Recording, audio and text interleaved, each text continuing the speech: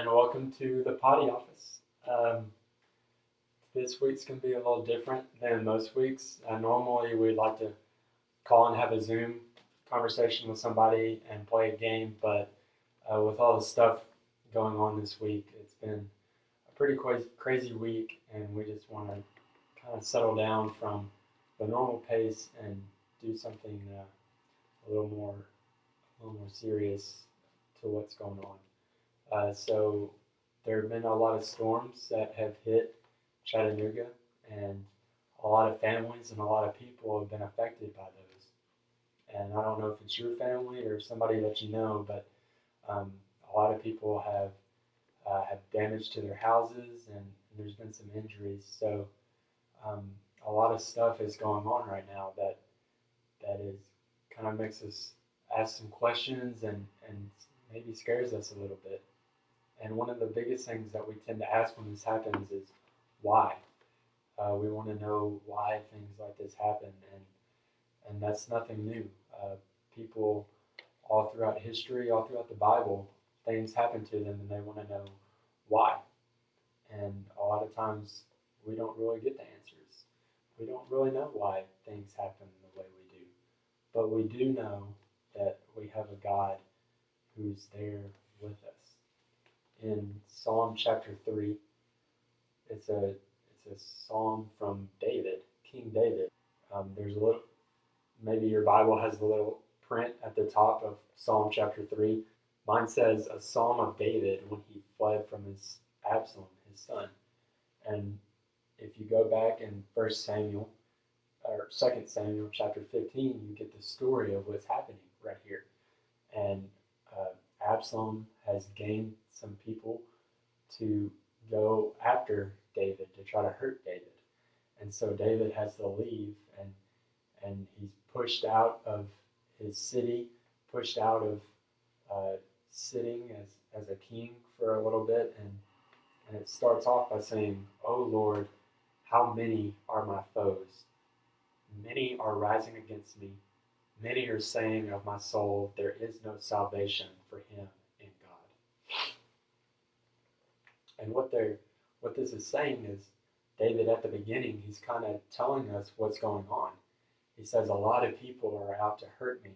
A lot of people are saying that there is no hope for me. That's what David is saying. He's saying, all these people think I'm hopeless, think that there's nowhere else I can go.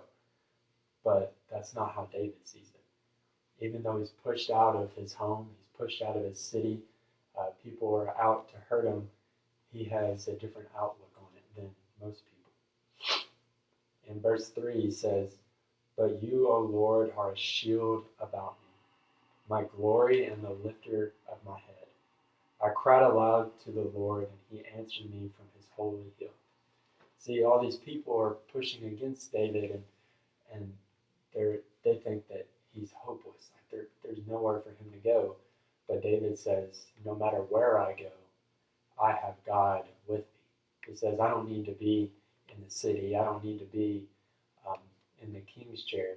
No matter where I am, I know that God is a shield about me.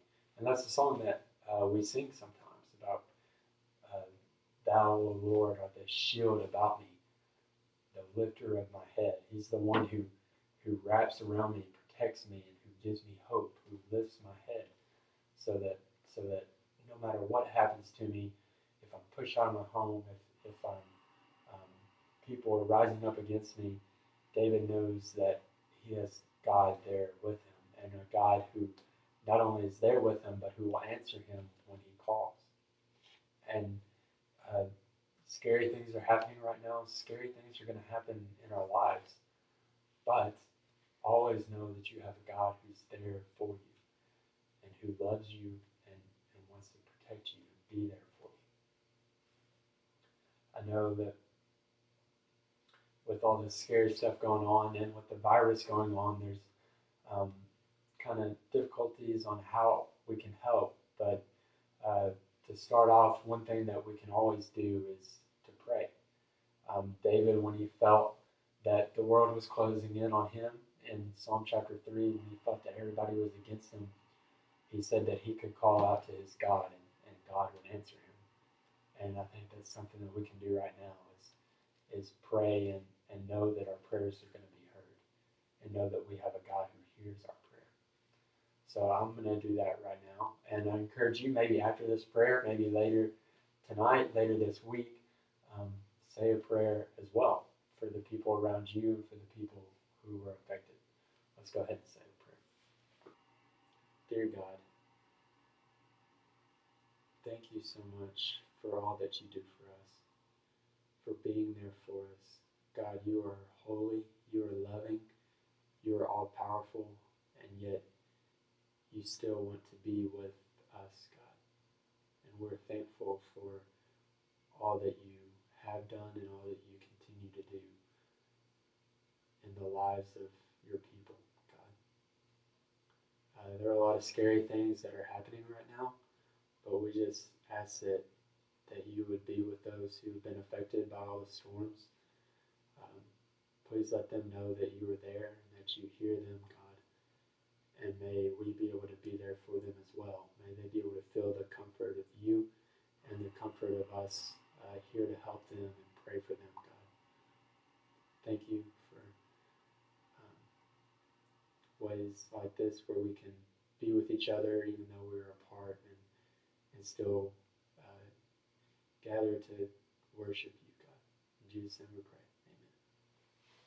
So tonight, right after this video, say a prayer that the people who've been affected by the storm can feel some comfort from God and from the people around them. And hopefully we'll have ways that we can all help out soon. I hope to see you guys again. We'll put out another video Sunday, and we'll see you then. Bye, guys.